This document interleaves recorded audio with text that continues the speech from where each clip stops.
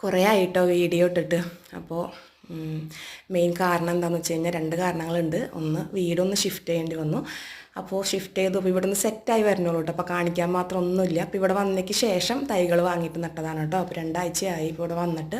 അപ്പോൾ ഓരോന്നൊക്കെ സെറ്റ് ചെയ്തതിന് വരണുള്ളൂ. അതുകൊണ്ടാണ് കേട്ടോ വീഡിയോ ഒന്നും ഇടാത്തത്. ഒന്നും കാണിക്കാൻ മാത്രമുള്ളതായിട്ടൊന്നുമില്ല.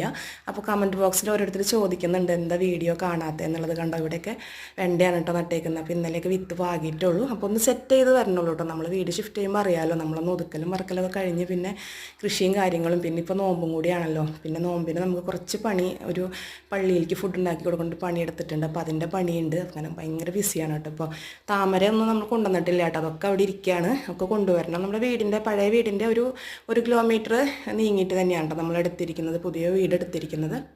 അപ്പോൾ സ്വന്തമായിട്ടുള്ള വീടല്ല, നമ്മൾ റെൻറ്റിന് എടുത്തേക്കുന്നതാണ്. അപ്പോൾ ഇതിൻ്റെ ഓണർ ഇവിടെ പച്ചക്കറിയൊക്കെ നട്ടോളാൻ പറഞ്ഞിട്ടുണ്ട് കേട്ടോ. ആൾക്ക് വിഷയമൊന്നുമില്ല.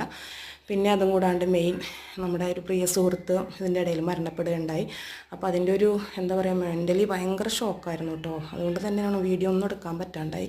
ഇതാണ് കേട്ടോ നമ്മുടെ ഫ്രണ്ടിൽ നിന്നുള്ള വ്യൂ ആണിത്. കോടശ്ശേരി മലയാണ് കേട്ടോ ആ വ്യൂ കാണുന്നത്. നമുക്ക് വീടിൻ്റെ ഫ്രണ്ടിൽ നിന്ന് നോക്കിക്കഴിഞ്ഞാൽ കാണുന്നതാണ്. അപ്പോൾ കണ്ടോ, ഇത് ചെറിയ ചെടികളൊക്കെ നട്ടിട്ടുള്ളൂ. മിൻറ്റ് നമ്മൾ വരുന്നതിൽ ഒരാഴ്ച മുന്നേ കമ്പ് കുത്തി പിടിപ്പിച്ചതാണ് കേട്ടോ ഇങ്ങോട്ട് കൊണ്ടുവരാനായിട്ട്. അപ്പോൾ ഇതൊക്കെയാണ് വീഡിയോ ഇടാണ്ടിരിക്കാനൊരു കാരണം.